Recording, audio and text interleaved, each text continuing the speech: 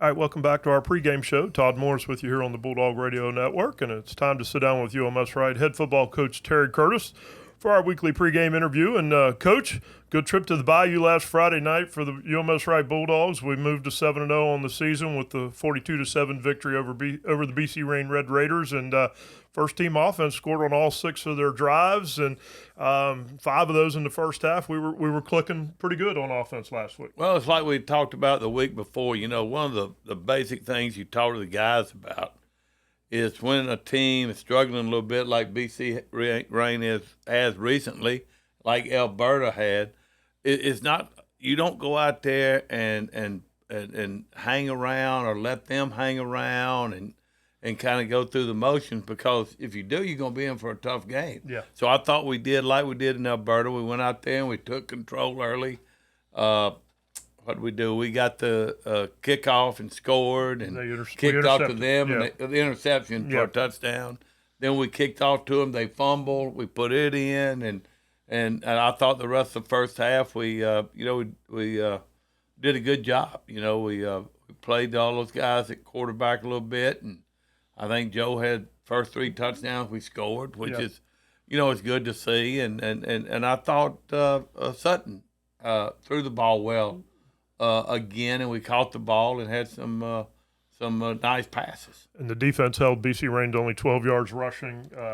Again, I noticed in the game we really weren't doing a lot. We were playing our base defense, but I think the defense is starting to round into a pretty cohesive group. Well, I think they are too. I worried about some of the, you know, BC Rain had some drops on some crossing routes that I'm not sure our linebackers knew exactly where to be or who they had and that sort of thing. But, you know, that, and I wish our defensive line would, they're kind of doing their job, but, you know, we've played enough games now they can do their job and also make some plays and make some tackles and get some sacks and get a little bit of confidence. And we talked to them a lot this week about that, about, okay, yeah, you did your job. You kept him off the linebacker, but the guy was right there for you to also, you know, there's nothing wrong with you making a tackle. Go ahead and make also. So you know, I think we can get a little bit more, and Jay and those guys don't think the intensity has been there like it's been. But you know, we've got a lot of work, and you know, I still don't think we've played our best game. I'm sure. Coaches always think that. Yeah. Well. But the last 2 weeks we've got to play a lot of kids. JV, I think, had their last game this Monday night. Probably going to get to play a little bit more this week. Talk about how, as coaches, you all try to keep those younger guys now focused, knowing that JV season's over, and where you need them, especially in practice moving forward the rest of the season and into the playoffs. No doubt. And we did have a great JV season. Saraland beat us the other day 22-12, but I thought we played hard. We had some, you know, we had some big plays, and some guys did some things. And what you want those guys to do right now, Todd, is to pay attention, to learn their position.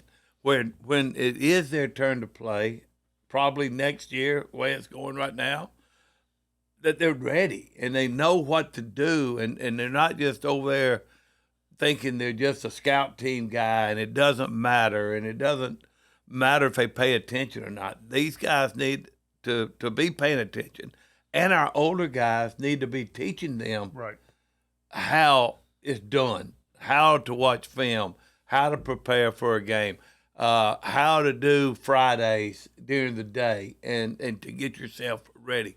They can have a big impact on these guys and not even know it. Yep. So this week we finish up our 3-game road trip going to Citronelle, a team that's 0-7 on the year.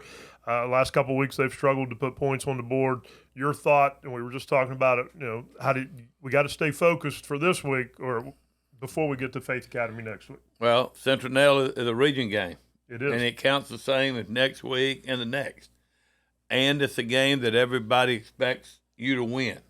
And we've got to make sure that we're ready to do our part, because we're going to get their best shot. Yeah. It's like I told the kids yesterday.